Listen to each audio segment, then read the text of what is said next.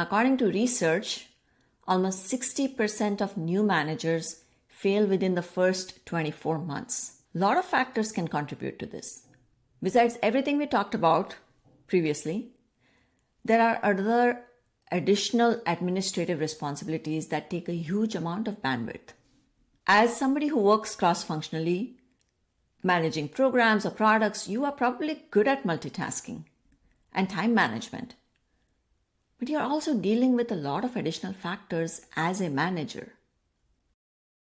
Doing all of these over and over again, you are at a risk of burnout as a manager.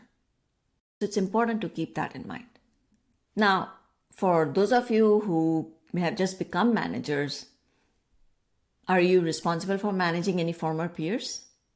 If you are, how's that going? If you have not yet been in that position, you never know. There might be one day where you will be managing a former peer. And it can happen at any level, it doesn't matter. It can happen as a first-line manager or when you become in a senior leadership role. It can be a very tough situation to be in. It has happened to me, actually, multiple times. It can be uncomfortable. I mean, when you have a peer, the dynamic is different. When I became a manager for the first time, I was going through a prospective manager training before the official transition, and I was supposed to manage a peer, and it was meant to be like a dotted line manager just for the purposes of the training, and that person was not happy. She didn't see the reason why she needed to report to me. For the purpose of the training, she was supposed to give feedback. She refused to give feedback. Eventually, I still became her manager officially after the training itself, but it was a little bit of an uncomfortable period. In the other case, when I moved into a senior leadership role, I became the manager of a peer who was actually vying for the same role. That can happen. It's a very common thing. Two people are vying for the same role, and one ends up getting it, the other doesn't.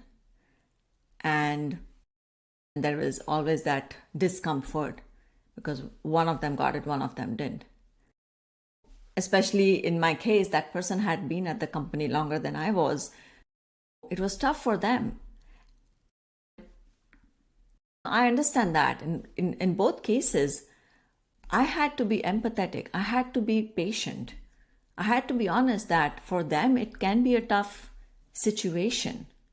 But secondly, I had to also understand that I had to still play the role of a manager. I had to set the right expectations. I had to hold them accountable so that to deliver the results. If there were performance issues, which there were in one of the cases, I had to manage them. Sometimes you might end up being a manager of a peer who you were friends with. So you cannot let that friendship come in the way of a manager and a direct report relationship.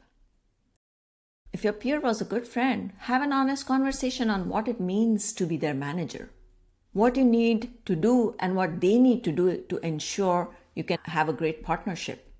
And if you find that a team member is disgruntled, you need to make an extra effort. Maybe get your manager support, maybe get HR support. Okay. All this might feel like it's all doom and gloom to become a manager. And so what do you do? But let me tell you, while it feels like it is a very challenging job, which obviously I don't want to tell you it's all a cakewalk either. No, it is not.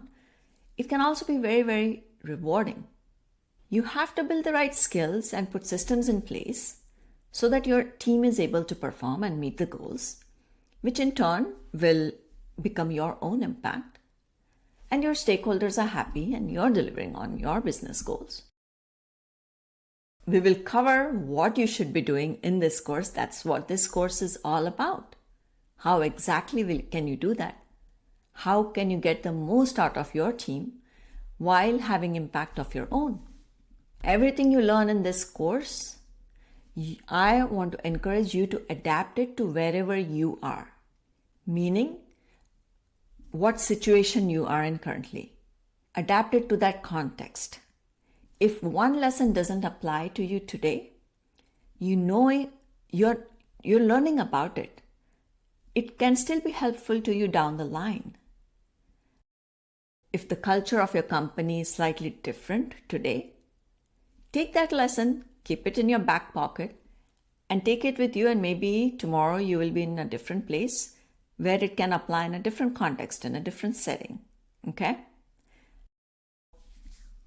I know you will learn something that even if it doesn't apply today, in the current context, in your current situation, it will be immensely helpful for you tomorrow.